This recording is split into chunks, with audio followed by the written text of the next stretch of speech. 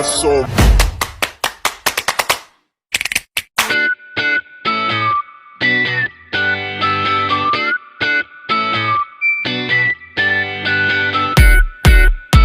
Assalamualaikum warahmatullahi wabarakatuh. Yang terhormat Bapak Dr. Suito, SMSI selaku dosen pengampu mata kuliah Metode Penelitian Kuantitatif, Kualitatif, R&D, dan teman-teman sekalian yang saya banggakan. Pertama-tama, marilah kita panjatkan puji dan syukur kehadirat Allah Subhanahu wa Ta'ala, karena rahmat dan hidayahnya sampai saat ini kita masih diberi nikmat kesehatan dan kesempatan. Tak lupa pula salawat serta salam kita haturkan kepada junjungan Nabi besar kita Muhammad SAW beserta keluarga dan sahabatnya. Untuk memenuhi tugas kedua saya pada mata kuliah Metode Penelitian Kuantitatif, Kualitatif, dan R&D, saya akan menjelaskan apa itu etnografi dan memaparkan pembahasan dari sebuah jurnal yang berjudul Budaya Cari Untung sebagai Pemicu Terjadinya Fraud, sebuah studi dengan menggunakan sebuah studi etnografi. Jadi apa sih etnografi itu? Jadi teman-teman, etnografi adalah sebuah metode penelitian dalam ilmu sosial yang bertujuan untuk memahami dan menggambarkan kehidupan dan budaya suatu kelompok manusia melalui observasi langsung, partisipasi dalam kegiatan sehari-hari, wawancara, dan analisis terhadap data yang terkumpul. Penelitian etnografi sering dilakukan oleh antropolog, sosiolog, dan ilmuwan sosial lainnya untuk mendapatkan pemahaman yang mendalam tentang nilai, norma, praktik, struktur sosial, dan berbagai aspek lain dari suatu masyarakat atau kelompok budaya tertentu. Metode etnografi memungkinkan peneliti untuk mendapatkan wawasan yang kaya tentang bagaimana orang-orang dalam kelompok tersebut hidup, berinteraksi, dan memaknai dunia di sekitar mereka. Etnografi biasanya dilakukan oleh seorang etnograf yang secara intensif terlibat dalam kehidupan sehari-hari masyarakat atau kelompok yang ditelitinya untuk mendapatkan pemahaman yang mendalam tentang nilai-nilai, norma-norma, tradisi, dan praktik-praktik yang membentuk kehidupan mereka. Hasil dari penelitian etnografi seringkali berupa deskripsi naratif yang kaya tentang budaya dan kehidupan sosial subjek penelitian. Metode ini dapat diterapkan dalam berbagai konteks mulai dari antropologi, sosiologi, etnologi, hingga studi budaya dan komunikasi. Dalam melanjutkan penelitian etnografi, ada beberapa langkah yang biasanya dilakukan. Yang pertama ada pengumpulan data. Yang ini melibatkan observasi langsung, wawancara, partisipasi dalam kegiatan sehari-hari subjek penelitian, dan analisis dokumen atau materi yang lain yang relevan. Yang kedua ada analisis data. Data yang terkumpul kemudian dianalisis untuk mengidentifikasi pola-pola, tema-tema, dan dinamika yang muncul dalam kehidupan masyarakat atau kelompok yang diteliti. Yang ketiga ada interpretasi. Setelah data dianalisis, langkah selanjutnya adalah menginterpretasikan temuan-temuan tersebut untuk memahami makna-makna yang terkandung di dalamnya. Yang keempat ada penulisan dan publikasi. Hasil dari penelitian etnografi kemudian dituangkan dalam bentuk tulisan yang biasanya berupa artikel jurnal, buku, atau laporan. Yang kelima ada refleksi dan revisi. Seorang etnograf seringkali juga merefleksikan proses penelitian dan temuan-temuan yang ditemukan serta melakukan revisi.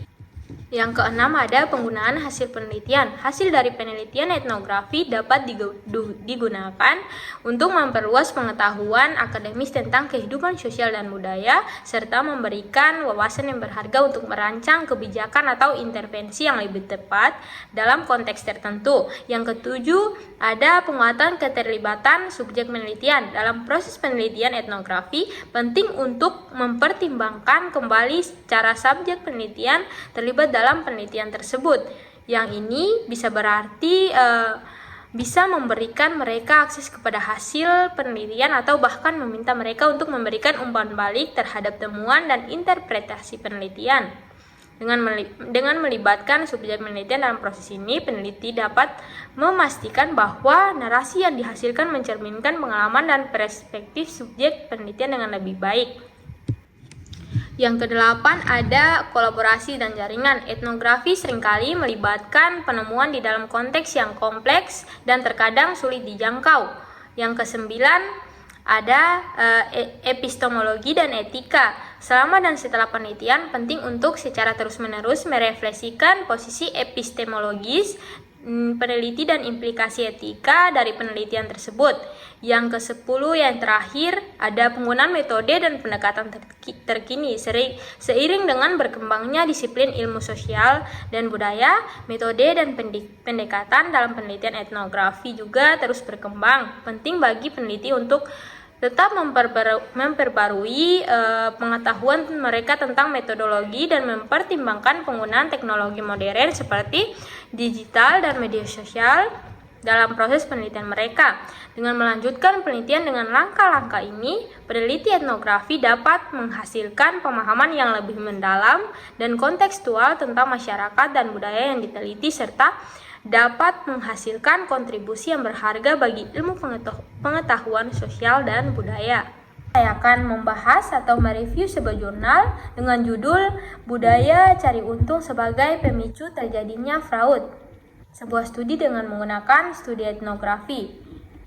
Jurnal ini saya dapat dari Google Scholar dan metode penelitian pada jurnal ini menggunakan metode dengan pendekatan interpretif.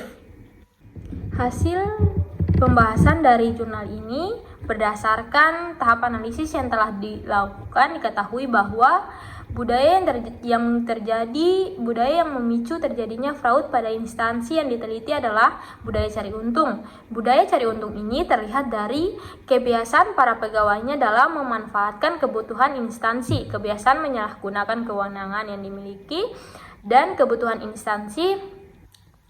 kebiasaan menginisiasi beberapa peraturan tentang keuangan negara untuk peningkatan pemasukan pribadi maupun kelompoknya.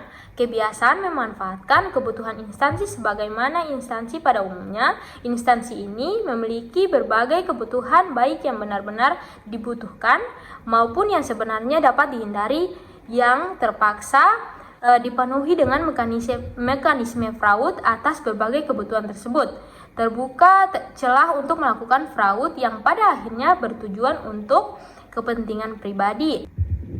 Seperti yang dituturkan oleh Mas Adi berikut adalah pasti Mbak untuk THR misalnya awalnya memang karena niatan untuk kesejahteraan staf seksi, tapi kemudian terbesit juga untuk mencarikan yang agak banyak supaya saya sebagai bagian dari staf seksi juga bisa dapat banyak. Ini kan sudah merujuk kepada kepentingan pribadi yang bermanung di bawah faktor tekanan tadi. Apa yang dialami oleh Mas Adi tersebut terjadi pula pada bendahara yang lainnya. Adanya penyisihan anggaran yang mereka lakukan untuk berbagai kebutuhan pribadinya. Apa yang dialami oleh Mas Adi tersebut terjadi pula pada bendahara yang lainnya. Adanya penyisihan anggaran yang mereka lakukan untuk berbagai kebutuhan seperti THR, pajak, sumbangan sosial, dan pengembalian temuan. Pada akhirnya disadari atau tidak bertujuan untuk kepentingan pribadi mereka juga, karena jika sampai pada akhir tahun anggaran penyisihan atau yang disebut dengan dana saving tersebut masih bersisa, maka akan dilakukan pembagian sesuai dengan porsinya. Kondisi semacam ini serupa dengan apa yang ditemukan oleh Setiawan, bahwa salah satu tujuan dari keberadaan dana saving adalah sebagai dana taktis yang akan dibagi untuk kesejahteraan pegawai. Pembagian ini tentu tidak dilakukan secara merata, bergantung pada kontribusi masing-masing pihak. Kebiasaan menyalahgunakan kebutuhan instansi dengan kondisi semacam itu terjadi pula dalam hal membelanjakan atau menyediakan barang kebutuhan. Peluang dari dibutuhkannya selisih nilai untuk berbagai kebutuhan dana taktis tersebut digunakan oleh kalangan oknum tertentu untuk mendapatkan keuntungan secara tersendiri terlebih dahulu. Artinya, terdapat dua kali selisih atas belanja tersebut. Selisih yang pertama adalah antara nilai yang benar-benar dibelanjakan dan nilai yang dilaporkan ke instansi, yang mana selisihnya masuk kantong pribadi. Selisih yang kedua adalah nilai yang dilaporkan ke instansi dengan nilai yang di-SPJ-kan dan selisihnya disimpan untuk kebutuhan instansi. Bentuk lain dari kebiasaan memanfaatkan kebutuhan instansi ini terjadi pula ketika Mas Fajar harus melakukan tindakan fraud untuk membayarkan honorarium narasumber pusat yang karena secara ketentuan tidak diperbolehkan untuk dibayarkan. Bentuk fraud yang dilakukannya adalah dengan meninggikan jumlah jam narasumber lain yang boleh dibayarkan honornya, sehingga apa yang ditandatangani oleh si narasumber tersebut tidak sesuai dengan apa yang diterimanya. Hal ini tentu saja dilakukan dengan seizin dengan si narasumbernya yang dipinjamkan namanya tersebut, dan karena alasan yang diutarakan cukup logis dan manusiawi, Mas Fajar pun tidak sungkan untuk mengungkapkan kebenarannya sehingga tidak terjadi dusta di antara mereka. Kondisi semacam ini kemudian membuka peluang bagi para pimpinan di instansi ini dengan alasan juga telah memberikan arahan dan binaan dalam kegiatan yang diselenggarakan. Maka mereka pun merasa layak untuk memperoleh imbalan atas jasanya tersebut, meskipun proses pengarahan dan pembinaan tersebut dilaksanakan di kantornya sendiri dan terhadap para bawahan langsungnya sendiri. Kondisi inilah yang menyebabkan jika seharusnya nebeng SPJ narasumber lain itu hanya dilakukan untuk narasumber dari pusat, maka tindakan ini pun dilakukan juga untuk pemenuhan imbalan para unsur pimpinan tersebut. Kebiasaan menyalahgunakan kewenangan yang dimiliki dalam struktur kepegawaian yang berbasis kinerja saat ini, pada masing-masing pegawai telah melekat jabatannya sendiri. Dengan jabatannya tersebut, setiap pegawai telah memiliki kewenangan atas apa yang harus dilakukannya, sehingga konteks kewenangan tidak hanya berlaku bagi para pejabat, tetapi juga bagi para pegawai secara keseluruhan. Kewenangan seseorang tentu harus diiringi dengan tanggung jawab pekerjaan yang harus dilaksanakan. Namun apa yang terjadi di instansi ini, kewenangan tersebut cenderung disalahgunakan untuk memenuhi kepentingan pribadi. Sebagai salah satu bentuk penyalahgunaan kewenangan yang sering dilakukan di instansi ini adalah kewenangan yang dimiliki oleh pimpinan dalam pendelegasian tugas untuk melakukan perjalanan dinas dalam rangka menghadiri undangan kegiatan yang diselenggarakan oleh Direktorat Pimpinan memiliki kewenangan untuk menugaskan siapa saja agar mengikuti kegiatan tersebut dengan mengacu pada perihal pelaksanaan kegiatan termasuk dirinya sendiri. Dan pembahasan terakhir ada kebiasaan menyiasati peraturan.